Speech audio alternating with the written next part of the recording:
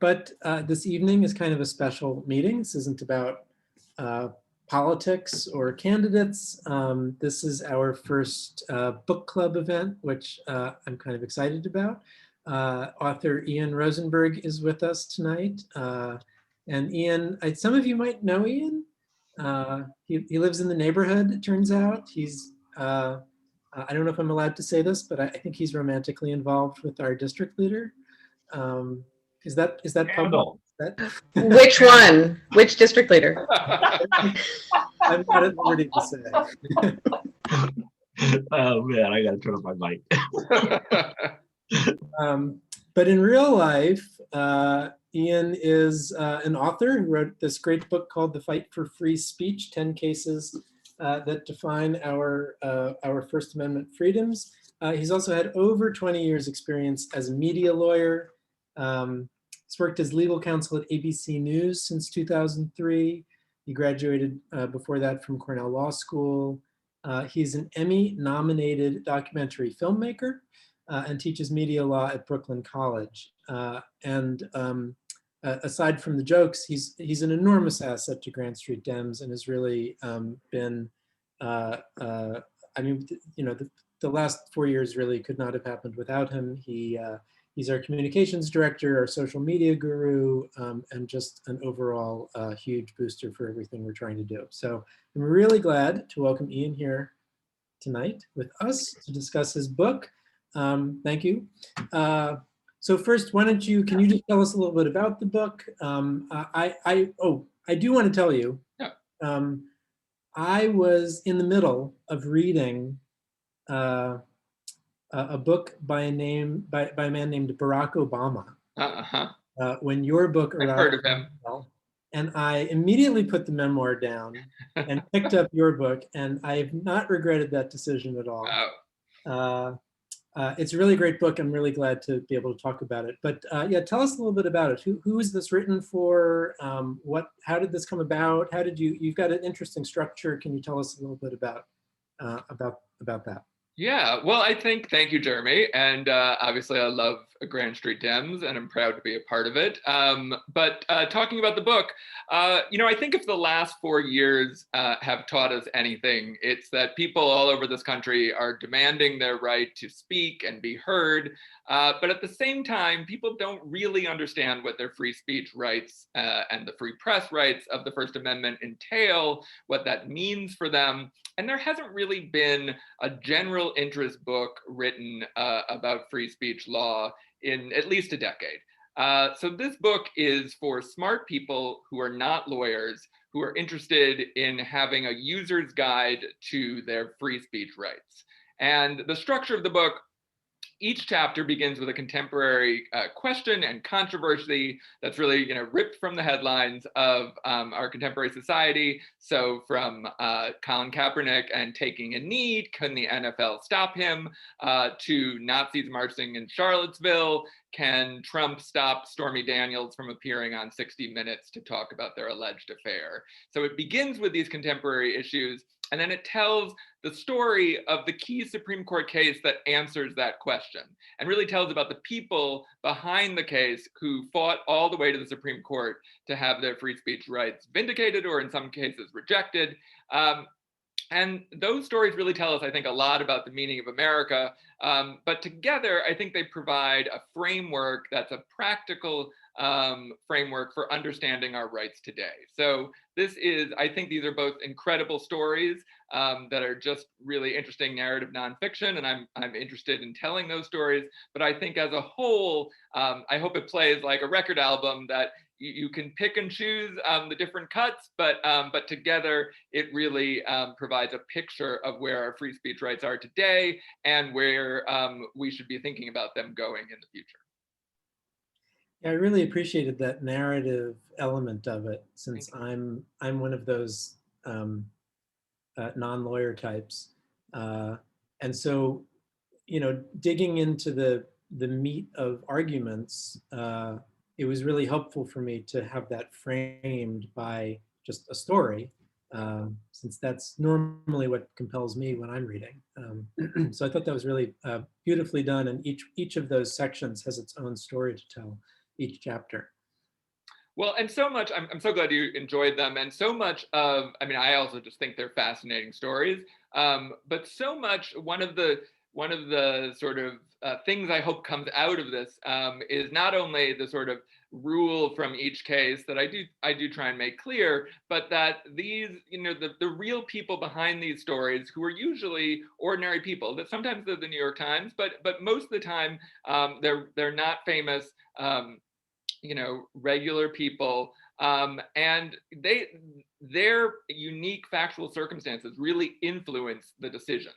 So much when I clerked, so much of what my judge was interested in was the facts more than the law, and I knew that I wanted to tell those stories behind the law. So, and by the way, for everybody else, what I'm just going to ask Ian some things that popped into my mind as I was reading the book. After 15, 20 minutes of that, I will certainly turn it over to everybody else's questions. Ian, one of the things that really struck me was it felt to me like what you were saying was that my conception of our bedrock First Amendment free speech rights that we've all had for 200 years plus really only came about in the last 60 years.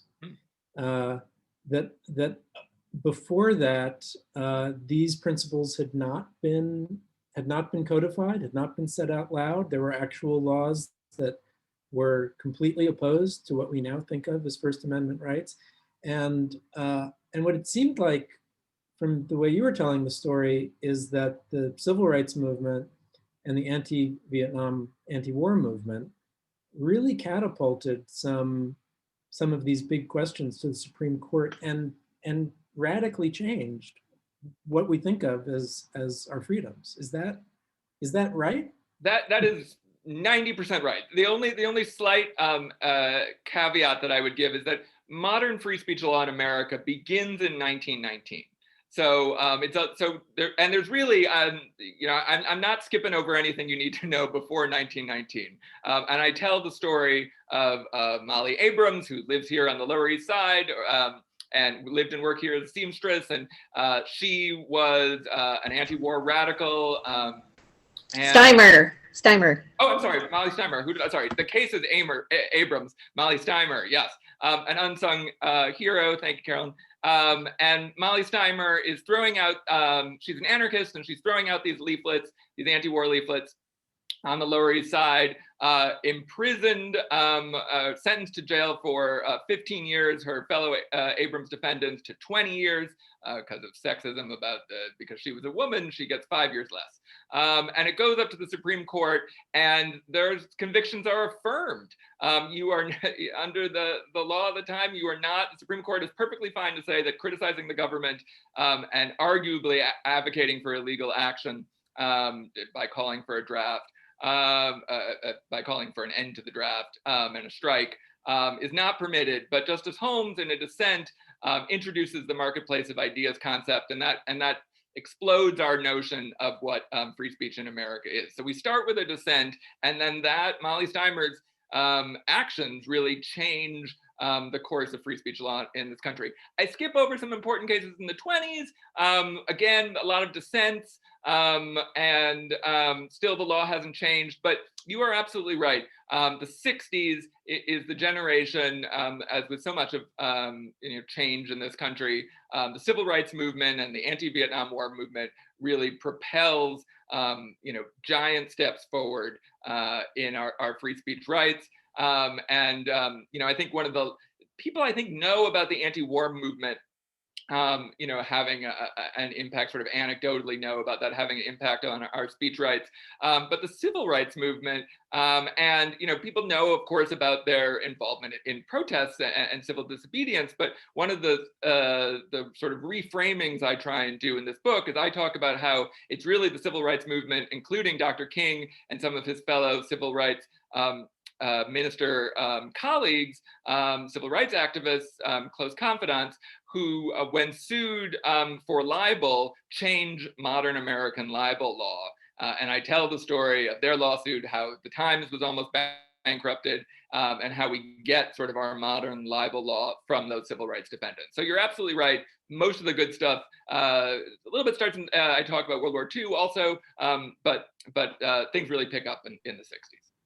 And it's just as a sort of, to think about that more globally and not just about our First Amendment rights. Yeah. So much of our conversation in this country about constitutional rights and the Bill of Rights and the Second Amendment and all of these things, it's always framed as as something that the founding fathers chiseled out perfectly in stone, and that's what makes all of that stuff so amazing. But then to really see the history of how recent some of these things are, that I was born after all of those cases, and so to me that's just what the First Amendment means. It feels like it's been around for 200 years, but it really hasn't. So it's just an interesting way of thinking about the Constitution as a whole. Well, and thinking about the Constitution as a whole, that's also, I think, another theme of the book, is that I'm not trying to hammer this home. I'm trying to tell interesting stories and to really focus on the free speech and free press clauses. But we are seeing what I sometimes find as the sort of inspiring but messy process of evolving liberty. But other people could see it as, from either perspective, that it's sort of just constructed, just as Thomas would say that it's just sort of constructed for political ends. Other people might say that it's moving far too slow and it's really lurching. But it is an evolving process, and I talk about people who want to go from an originalist perspective, from basically the Constitution means what it meant then and exactly what it says and nothing else. And I sort of not so subtly side with Justice Thurgood Marshall, and I talk about how he viewed the Constitution as a living document, and did not think, partially because he and his people had been enslaved, but for many other reasons, along with the discrimination against women and so many minority groups, or majority groups in some cases, had been excluded from the conversation. And he doesn't think that we needed to celebrate the past, but rather to celebrate how the sort of evolving experiment continues. And Justice Holmes, in that first case, talks about how the Constitution is an experiment as all life is an experiment. And it's a phrase I love. And I think it works to sort of explain our constitutional system, not just in the First Amendment area, as you point out. I wanted to ask you about, I think it's the case you just mentioned, the New York Times versus Sullivan, is that what it was? Yeah, That changed libel law. And that was a case that it really gave a lot more wiggle room to newspapers and journalists to criticize public officials, to make mistakes, to make honest mistakes. Right, there needs to be, what is it? There needs to be actual malice for it to, for you to be able to, am I getting that right? That's right. And I explained the very misunderstood actual malice concept. Do you want me to talk about that for a little bit? Or Yeah, sure, thanks. Yeah, so that case, I begin with the sort of the contemporary question of Trump, who beginning on the campaign trail and continuing throughout his presidency, talked about an issue that I think nobody other than me basically was cared about, which is libel law, and a group of journalists perhaps saying that the media we're going to change these libel laws and the media can lie and there's nothing we can do, and whether he really believed that or that was just his way of deflecting the true things that the media was saying that was criticizing him. He almost always brought this up when there was a new book coming out that was attacking him. But people don't understand what the law is, and I wanted to explain what libel law is. That gets to the actual malice test. Let me just do a little bit more about how we got there. During the civil rights movement, there was a group of civil rights supporters, including Harry Belafonte and others, who took out an ad to support Dr. King and others and to raise money in the New York Times. They took out this ad, and a number of Southern officials who were not named in the ad sued for libel and also sued Dr. King and other civil rights defendants like Reverend Abernathy and C and others sued them for libel. And because there were small inaccuracies in the ads, like the number of times King had been arrested or whether one protest had been padlocked from the outside or not, they won. And they won $1 million judgments that the equivalent today would bankrupt the Times. And this goes to the Supreme Court, and Justice Brennan creates this actual and the reason they're suing, of course, normally you sue for libel because you feel your reputation's been damaged. All these people who are suing were rabid segregationists, rabid racists. So they actually, if anything, their reputation in their communities were enhanced by being criticized indirectly. What they were trying to do was stop coverage of the civil rights movement. And in fact, headlines around in Southern papers at the time said, this is like a new club to wage against, outside agitators, basically. So it goes to the Supreme Court, and Justice Brennan crafts this actual malice standard, which has nothing to do with malice like hate. That's a popular misconception. And what he says is that because we need to give the press some breathing room to criticize government officials and occasionally get things wrong, that you are allowed to make mistakes, but you are not allowed to engage in knowing falsehoods or reckless disregard for the truth. So that's the stand. That's what actual malice is. You can't lie and you can't turn a blind eye to the truth. However, that does not mean that the press has blanket immunity or some kind of overarching protection.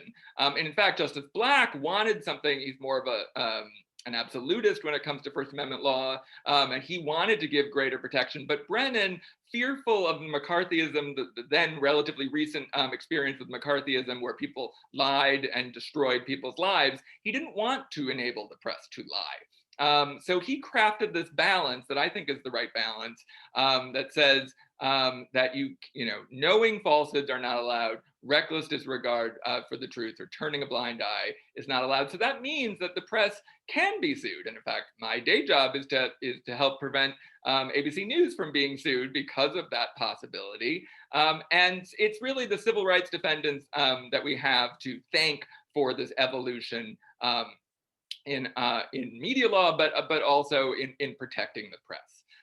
So that's what actual malice is, and that's the balance. So when somebody says the media can lie and get away with it, that's not true, and also that's why I'm, unlike some other media lawyers, I have no problem with the lawsuits against conservative news organizations by Dominion and I always forget the other name of the other voting software, who had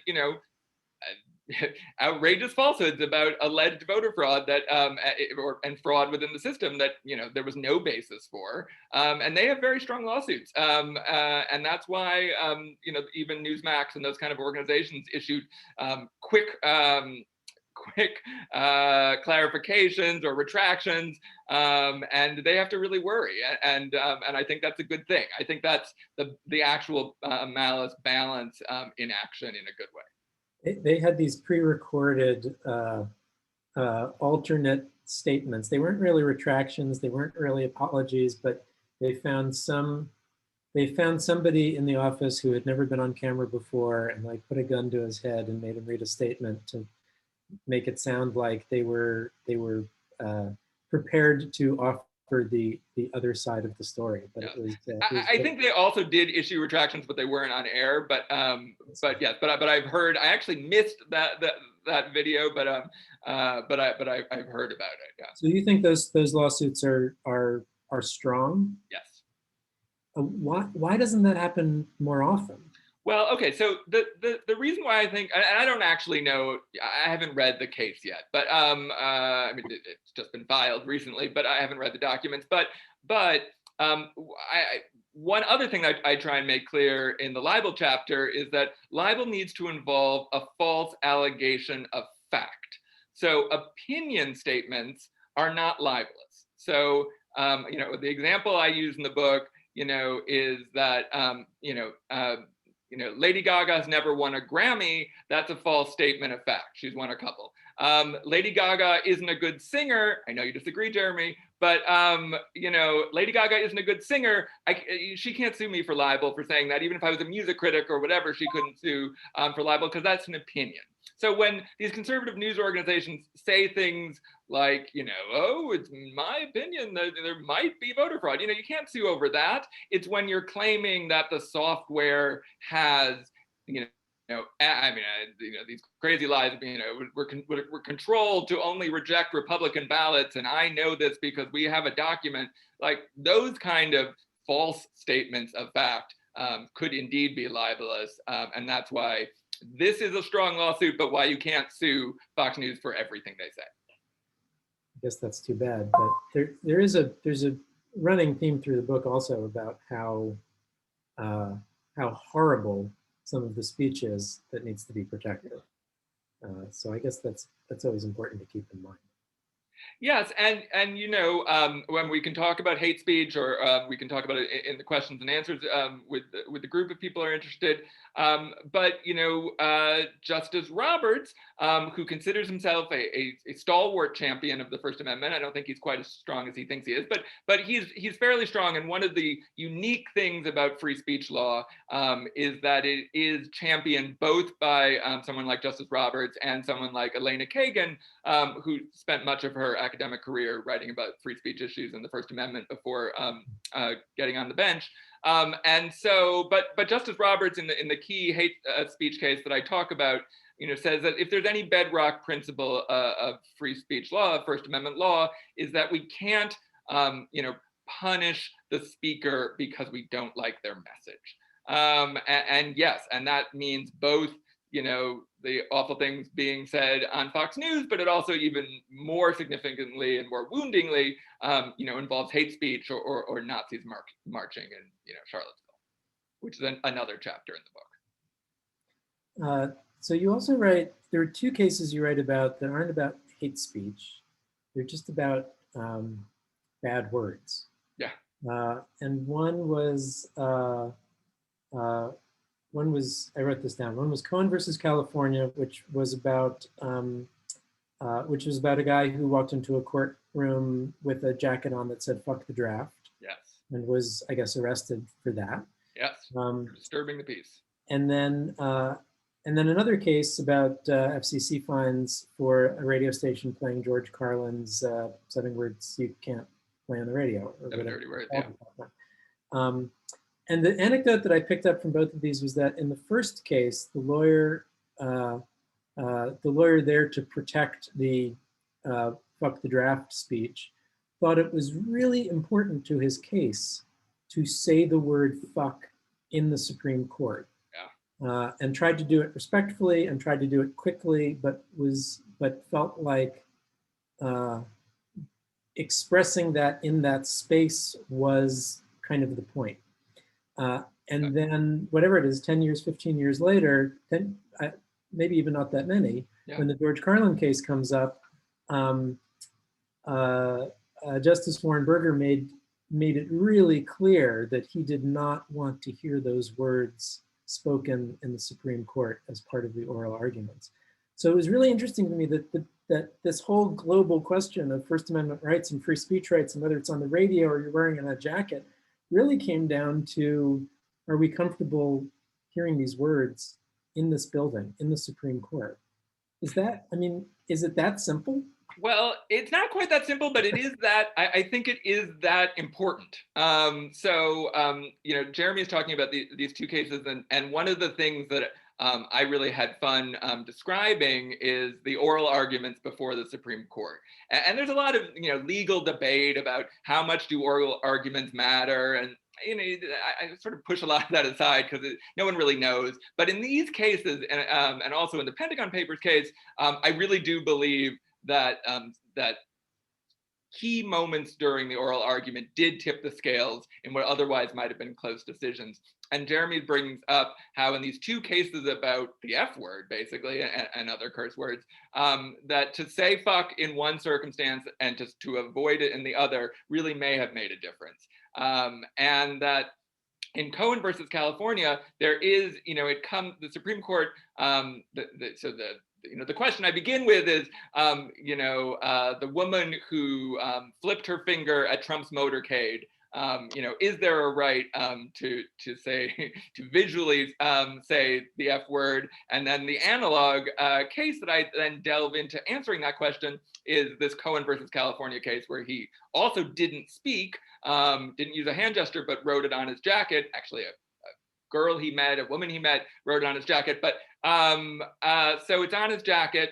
And the court says in beautiful language that one man's vulgarity is another man's lyric. And so that there is an emotive quality to cursing that is a vital component of our free speech rights. That just to be able to dictate how you express a message would be as speech limiting as to prevent that message from being expressed at all. So that's a really wonderful and strong protection of our free speech rights. And then in the George Carlin case, I begin the chapter with talking about Samantha Bee and her using the C word to describe Ivanka Trump when she's talking about family separation policies, Trump's administration's family separation policies. And I say, how come she can say it, and what can you say and can't say on TV? And yes, in the oral argument that was based on the 7 Dirty Words monologue being played and another Carlin monologue being played on the radio, and the FCC got one complaint, not like the Janet Jackson case where they got thousands, which I also talk about briefly, but gets one complaint, goes up, and the Supreme Court, really turning the decision, the Cohen decision on its head, says, well, television, the then radio and television was a relatively new medium. Television and radio's intrusive nature into our homes is different than other mediums. And therefore, because of that, the FCC the Federal Communications Commission, can restrict and regulate, if not ban, certain words. And that is basically what is still our rule that is what is our rule to this day. Had the lawyer in that case had the guts to say the F word, I'm not sure if that would have convinced Justice Stevens.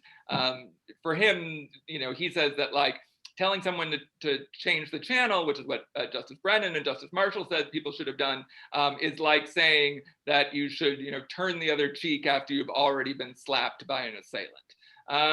So that it's too late because you might not know what's on the radio. So it's very much the nature of the medium that matters in that case. But that is the right I talk about that you don't have. You don't have a right to curse on broadcast television and radio. There is this, most of the time I think I explain the rules, and even if you don't agree with them, I hope that they make sense.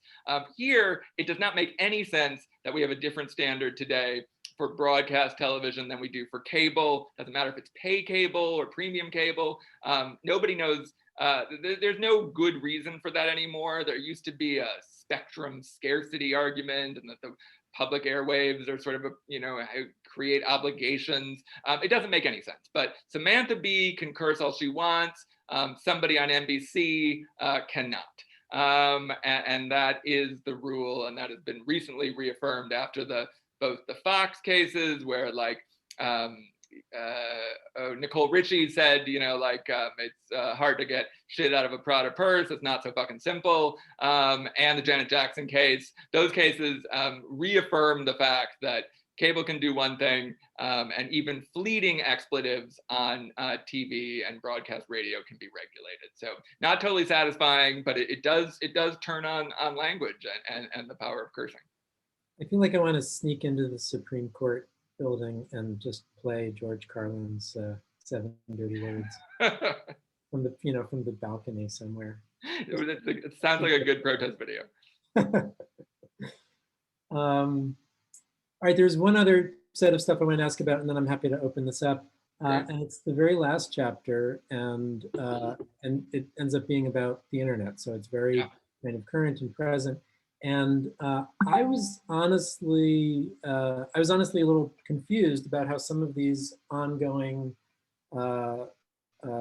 rights and policies and protections overlap. It feels to me like there's some weird gaps, and I'm curious what you think about this. So You were talking about a protection from liability that social media companies have from the Communications Decency Act of 1996, Section 230 of that act. Yeah. And that says basically that Facebook is not liable for lies that I post on Facebook, right?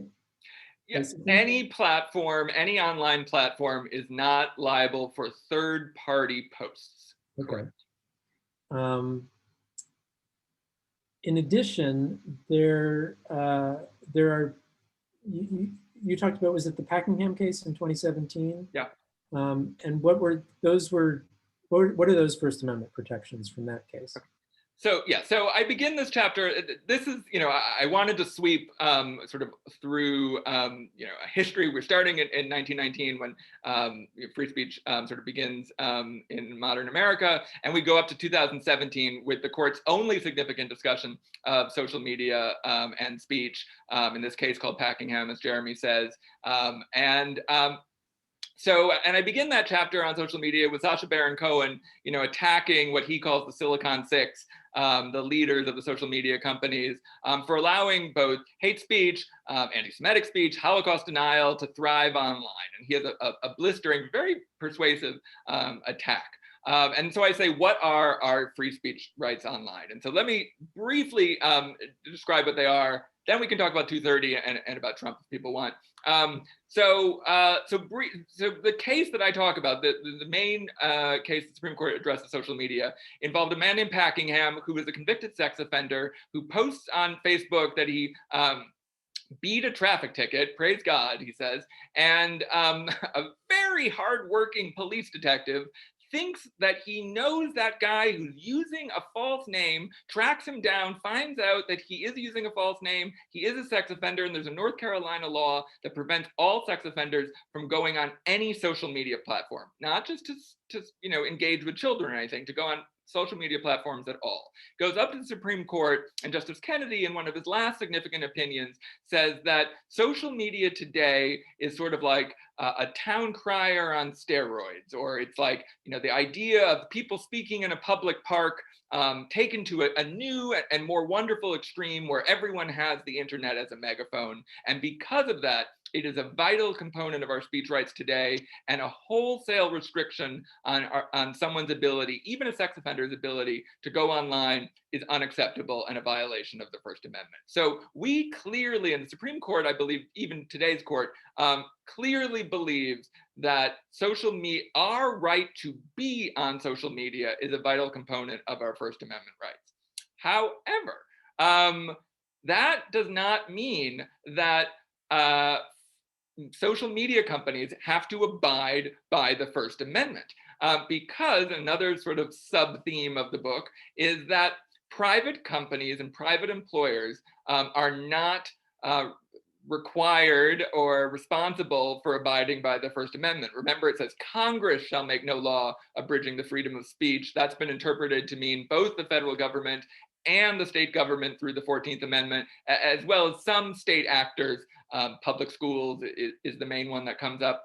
But the government can't restrict our speech. Private companies can restrict our speech all they want. So they can kick off the president of the United States from their platform. They can edit content as they choose or put on labels. They can take ads from one group, but not take ads from another group. All of these things, in fact, are the First Amendment rights, or the free speech rights of the companies themselves, or the people that make up these companies themselves. So we have a right to be on social media, but these companies have the ability to control what we do on social media. Now, Angela Merkel, attacked, or not attacked, but criticized when Trump was deplatformed by Twitter, and said that's not something that private companies should do.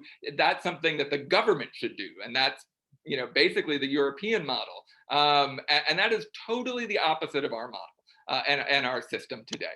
And this is your confusion or your frustration with this set of circumstances. You are not alone, and I think most of the time I'm really answering the question. There are a lot of questions that go unanswered in the free speech context online.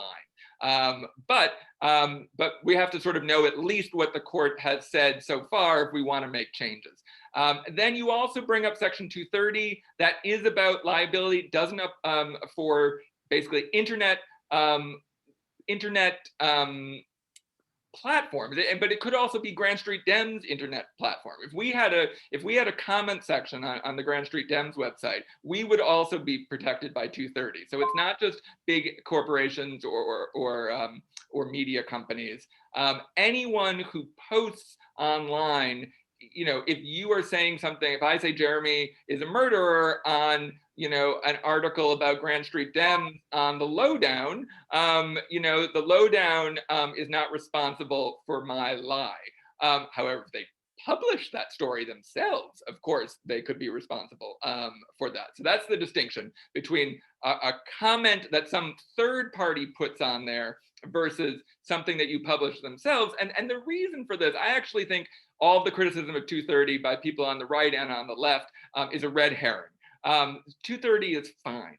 And it could make little changes, but it's fine. And because we wouldn't have Twitter, which maybe some people would be fine about, but we talk on Grand Street Dems a lot on Twitter. We wouldn't have Twitter if every time somebody posted something controversial on Twitter, Twitter had to review it the way I review news stories at ABC, and before they decided whether it would be allowed to post. It would basically mean the end of social media, much of the end of social media as we know it. Certainly it wouldn't have developed as we have it today. So last thing I'll say before I let people ask more, or you ask more follow-up questions, is just because this is the way the law is, I want people to not feel like I am saying that that is necessarily right. I am saying that if you want to advocate for change on social media, and there's certainly so many things that need to be changed about the way social media companies run things, number one, I would say would be transparency about their policies. I think there's a lot we should do to lobby social media companies, but I don't believe that the First Amendment is the right tool to do that. And I certainly don't think that the United States Supreme Court believes that the First Amendment will ever be the tool to do that. So I'm not saying we throw up our hands and give up. I'm saying that in terms of social media, I think that it's sort of a dead end. It does. In terms of the First Amendment and social media, it's a dead end for change. But if I can just follow this a little bit farther. So each of those three things totally makes sense to me.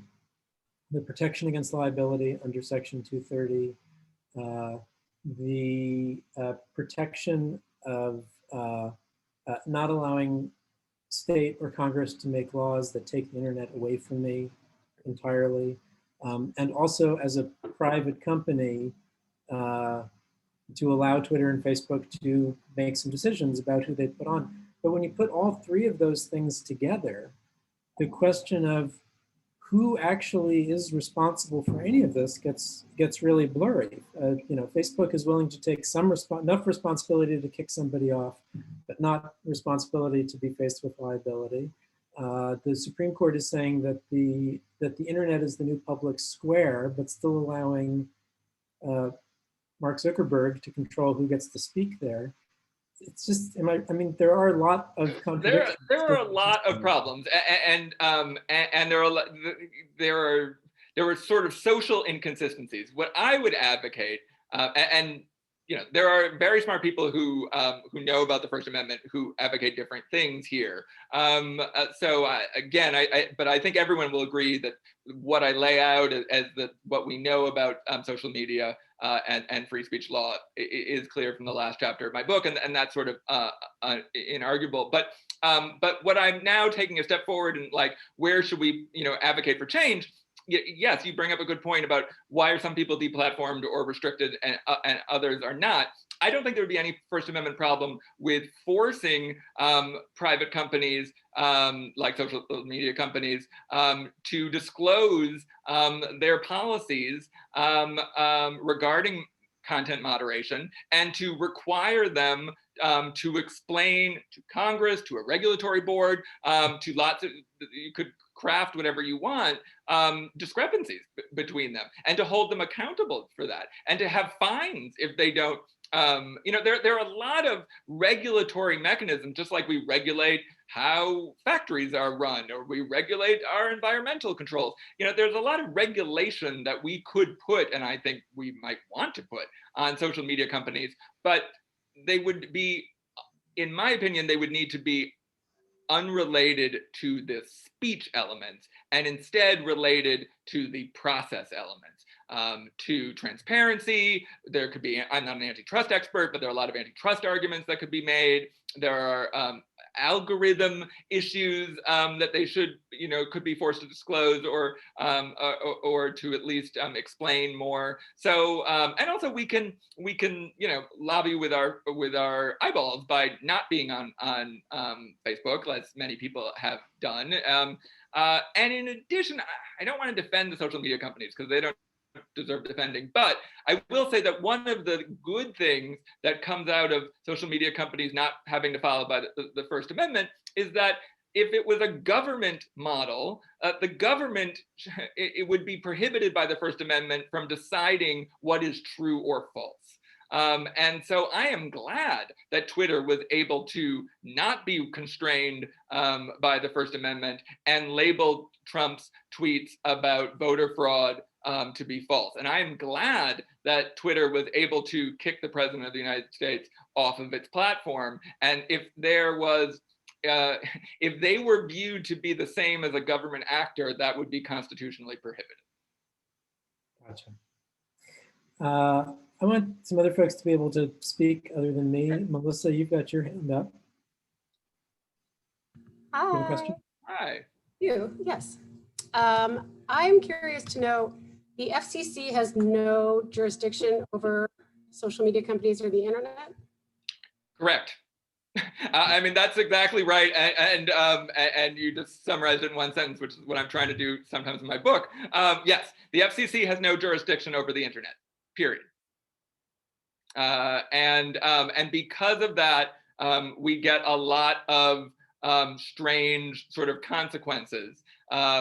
For example, streaming, the FCC has no regulatory control over streaming content.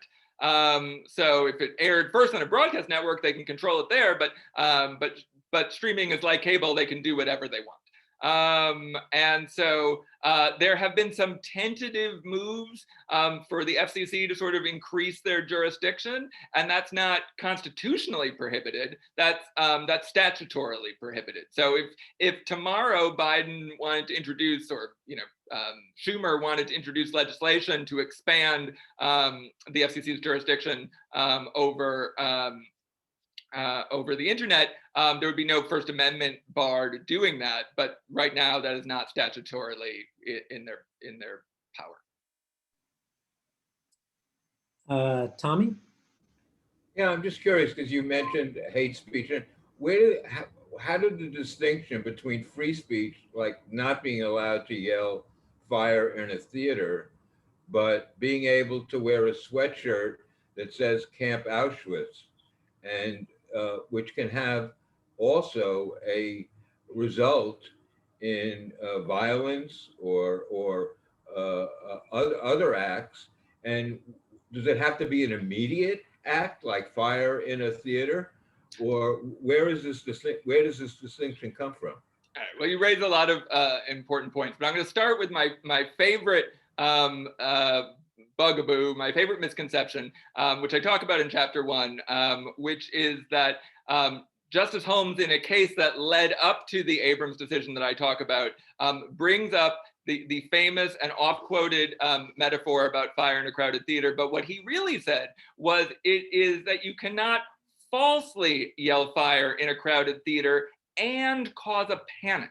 So really, when we're talking, whenever anyone wants to restrict speech, they always begin, well, you can't cry fire in a crowded theater, but of course you can cry fire in a crowded theater. If there's a fire, you have to cry fire. If you see something, you say something. It's falsity And if you cry fire and an usher comes up to you and says, no, it's a smoke effect for Act 2, and you go, oh, sorry, and you're not going to be penalized for that because nobody panicked. There was no harm.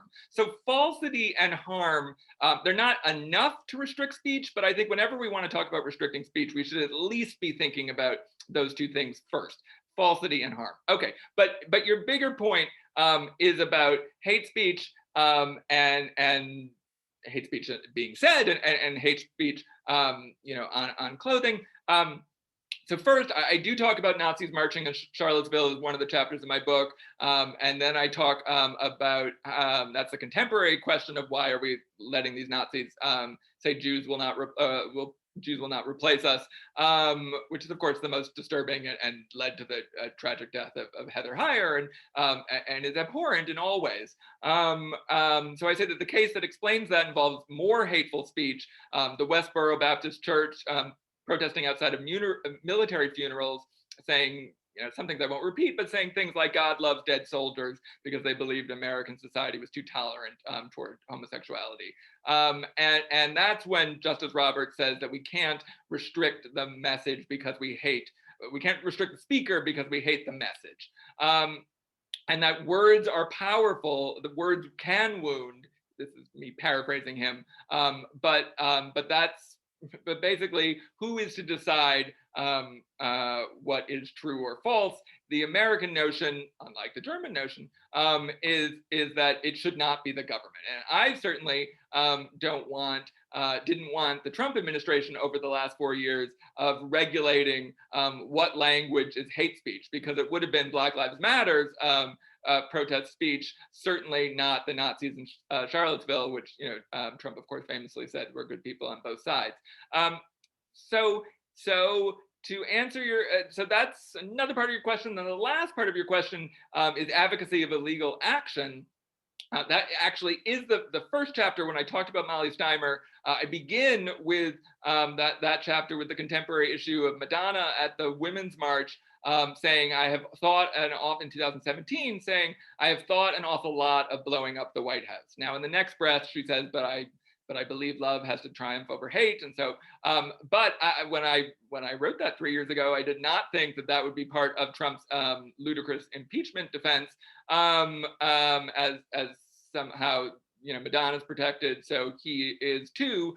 Madonna is protected. I think it's a much closer call of whether Trump engaged in incitement. But the standard, and I talk about this in chapter 1, but just to cut to the chase, the standard is that you are allowed to advocate for even illegal action up until the moment when it is directed to cause imminent likely harm, and it is likely to cause imminent likely harm. So in Madonna's case, it wasn't directed. And a minute later, she says she chose love over hate. And there was no likelihood, even if she was telling the women's marchers, let's make a bomb, no one was going to be able to make a bomb on the spot and then bring it to the White House. I mean, it wasn't practical. In Trump's case, we do know that imminent likely harm, not just likely to unfold, it did unfold. And the tough question is whether it was directed to causing that illegal action. And I think it was. And I think you can make a very strong case that even under the very speech protective test that he still loses. But also we have to remember that the impeachment was not involving criminal charges. So incitement, a First Amendment incitement defense is a defense to a criminal charge. So the whole free speech issue, I know this wasn't what you were raising, but just so everyone knows that the whole Trump claim that somehow there were free speech protections for him in the impeachment trial is ludicrous. But yes, I think that the ability to let somebody wear the jacket that says fuck the draft means that we have to let somebody wear a jacket that says Camp Auschwitz. And I am comfortable with that balance, although it is a very tough balance.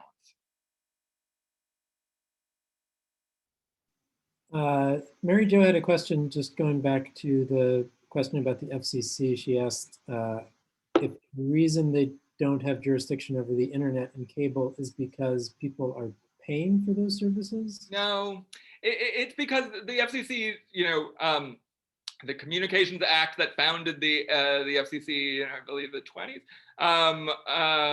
you know, it talks about the airwaves. And even the cable broadcast distinction was never about pay cable. It was versus, you know, free cable.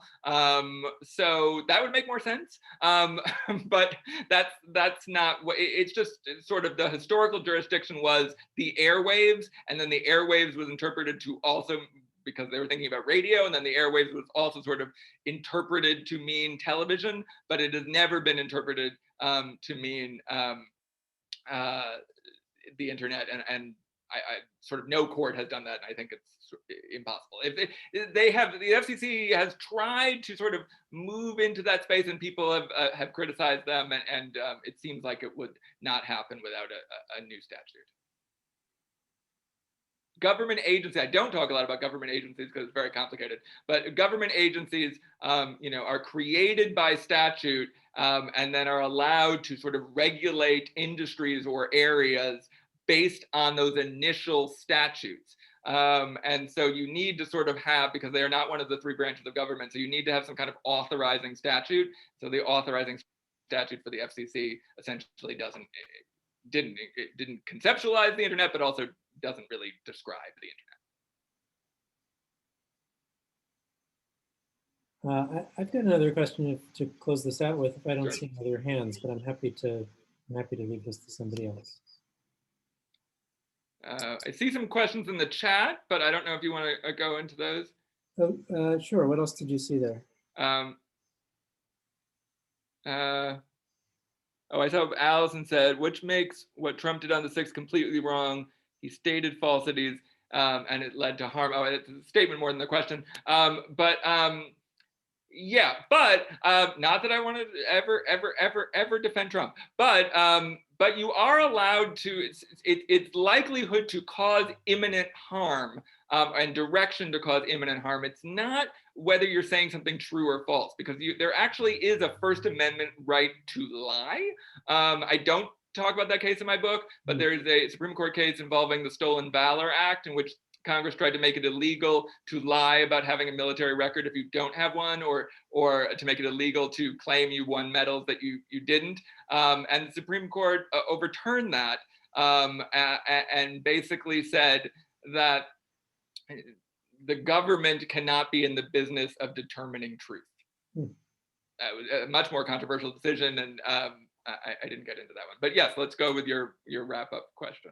Well, I wanted to talk a little bit more then about a couple of the narratives that you get into, rather than the actual cases, and, Sure. and one, two of your stories that have sort of interesting codas at the end of it. One, which is the Flint and Falwell case, where you know, Larry Flint had run something in his magazine that was horribly offensive about Jerry Falwell and his mother and who was having sex with whom.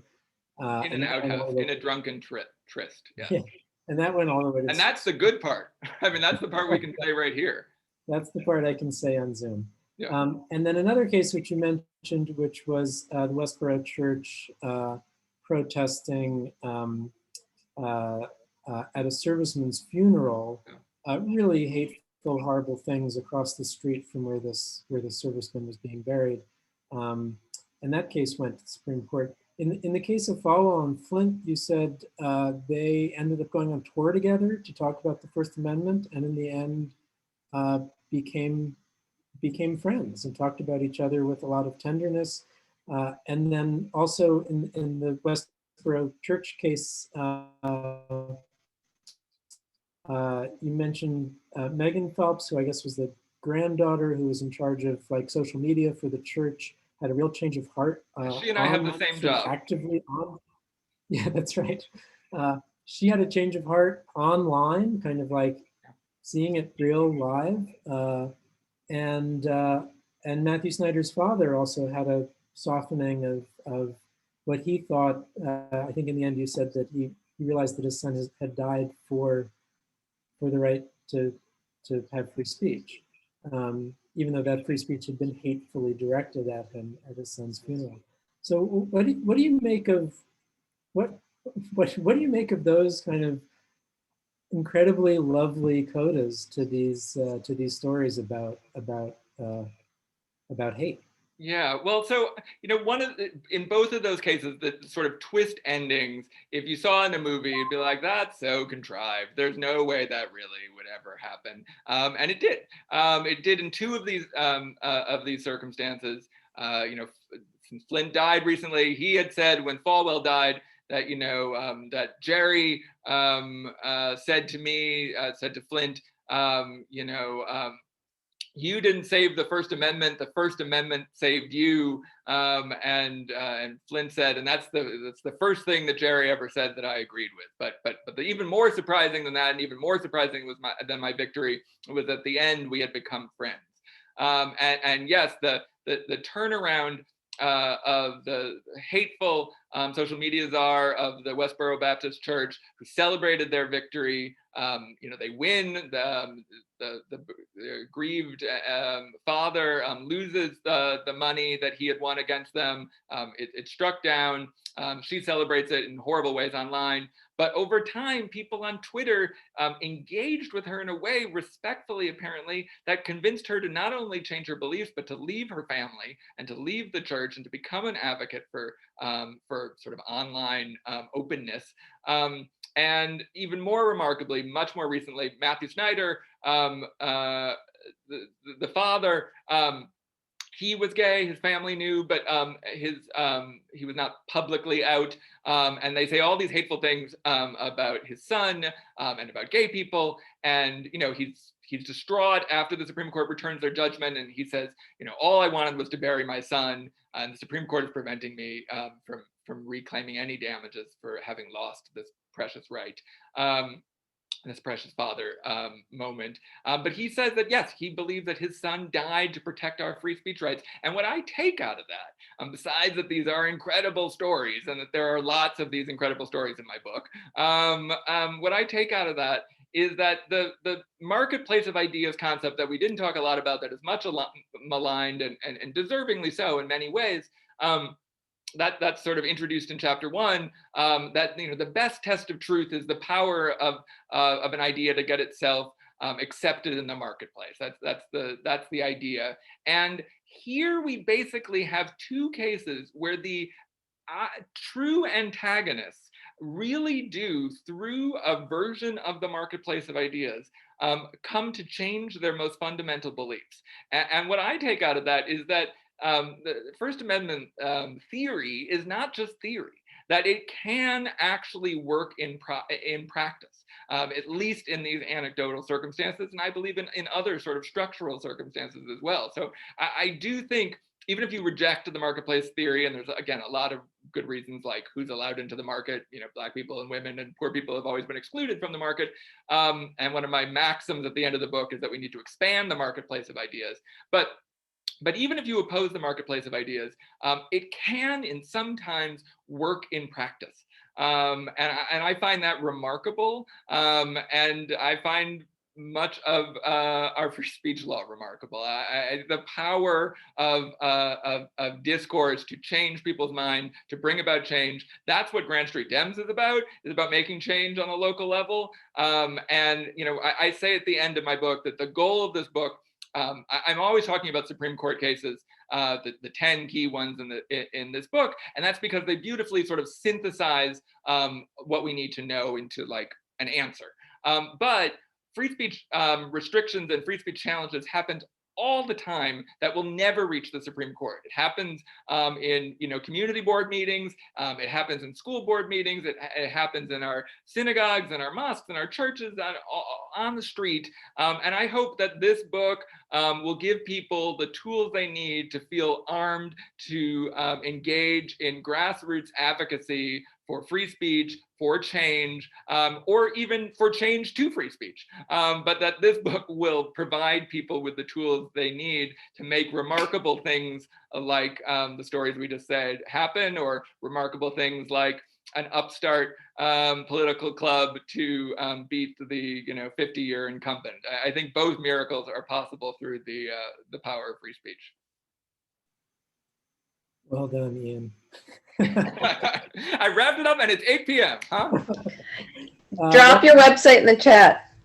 Oh yes. So if you'd like to find out more, it's thefightforfreespeech.com. And I can do it. Thank you. The book is available wherever books are sold. Hopefully you'll get it from a great independent bookstore. So what's next for you, Ian? What's next for your book? Next is that there's going to be a graphic novel adaptation of The Fight for Free Speech that's coming out in September. I haven't really announced it yet, but you guys are getting a teaser. And it's called Free Speech Handbook. It's coming out from First Second's World Citizen Comics. And they're doing great adaptations. Actually, today, Dan Rather's memoir adapted as a graphic novel just came out from the same series. And I have an amazing illustrator, Mike Cavallaro, who really makes some of these stories that I'm telling that there are no pictures for. He brings those to life. And then even more amazingly, he sort of illustrates metaphor that I think is incredible. So it's an adult graphic novel, but it's great, meaning there's cursing and serious themes. But it's great for high school students or smart, interested middle school students. So look for that, September 14th, Free Speech Handbook. And the other thing that's next, Ian, you can give us a little preview we were just talking about today. Ian would like to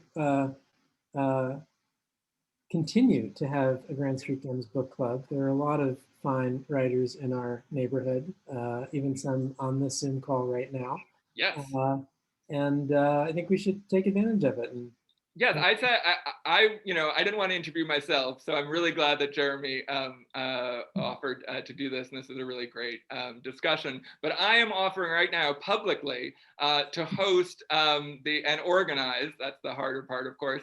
To organize the next edition of Grand Street Dems Book Club. So if you are an author and you or know an author, let's keep it local. But if you have a local author, let me know, and I would be delighted to read your book and host the next book club Zoom, or perhaps, dare we say, in person. Who knows? Let's not get ahead of ourselves. But either way, I'd be delighted to keep that tradition going. I had a tremendous amount of fun. I hope other people did too. That's awesome. Thank you. Sorry, some things just started ringing on my computer. Thanks very much. I think that's it. That was really delightful. I loved the book. I really loved talking to you about it. And I really encourage everybody to go out and read it themselves. There it is, beautiful cover. Thank you, Ian. Thank you, everybody. Thanks, Jeremy. Thanks, Grand Street Dems. Woohoo!